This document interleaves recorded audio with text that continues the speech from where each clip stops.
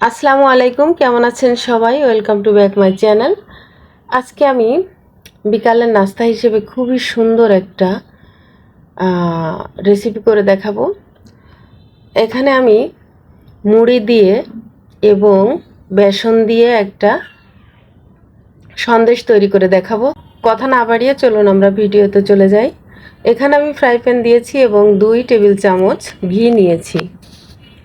তো ঘিটাকে আমি একটু গরম করে নিয়েছি। এখন প্যানে দিয়ে দিব 1 কাপের মতো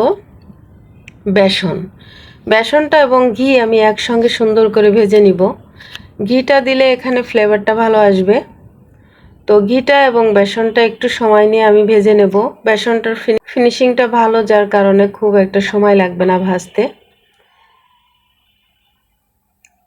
দেখুন আমি লালচে লালচে করে ভেজে নিয়েছি।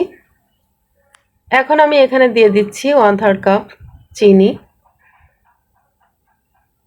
চিনিটা দিয়ে আমি আরও একটু ভেজে নিলাম। ভালো করে নাড়িচাড়িয়ে আমি একটু ভেজে নিয়েছি। এখন দিয়ে দিচ্ছি 4 কাপের 1 কাপ দুধ। দুধটা আমার ফ্রিজে ছিল, এজন্য একটু চাকা বেঁধে গেছে। আপনারা গুঁড়া দুধও দিতে পারেন। এখন আমি এটাকে একটু নাড়াচাড়ায় এখন দিয়ে দিব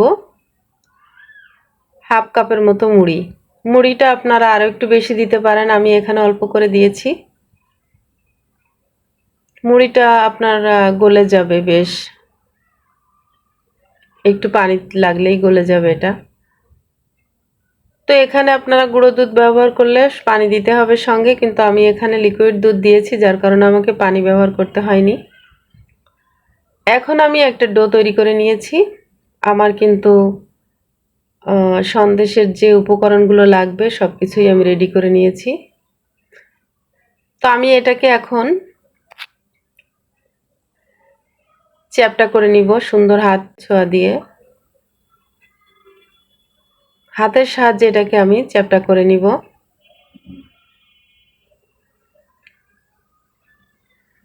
এটা কিন্তু গরম গরম করতে হবে, কারণ এটা একটু পরেই অনেকটা শক্ত হয়ে আসবে। তো এটাকে আমি চ্যাপটা করে নিয়েছি এবং সুন্দর সাজিয়ে কিছু কাজু বাদাম কুচি দিয়ে দিলাম এবং জাস্ট সৌন্দর্যের জন্য, এবং দিয়ে দিছি 2-3টা কিশমিশ। তো এখন আমি এটাকে ছুরির সাহায্যে পিস পিস করে কেটে নিচ্ছি। আপনারা এর থেকে ছোট করেও কেটে নিতে পারেন। তো আমার কিন্তু সন্দেশটা রেডি, মুড়ির সন্দেশ। তো এভাবে আপনারা যদি বাসায় তৈরি করে খেতে পারেন তো অবশ্যই মনে করবেন যে না, একটা সন্দেশ খেয়েছি। খুবই অসাধারণ এবং টেস্টিকর একটা খাবার। আপনারা এভাবে বাসায় বানিয়ে বাচ্চাদের খাওয়াতে পারেন, নিজেরাও খেতে পারেন। তো আমার ভিডিও কেমন লাগলো কমেন্টে জানাবেন এবং এভাবে আপনারা তৈরি করে বাসায় খাবেন। দেখুন আমার পিসগুলো আমি একটু বড় করেই কেটেছি, আপনারা ছোট ছোট করে কেটে নিতে পারেন। যেমন দেখতে তেমন খেতে।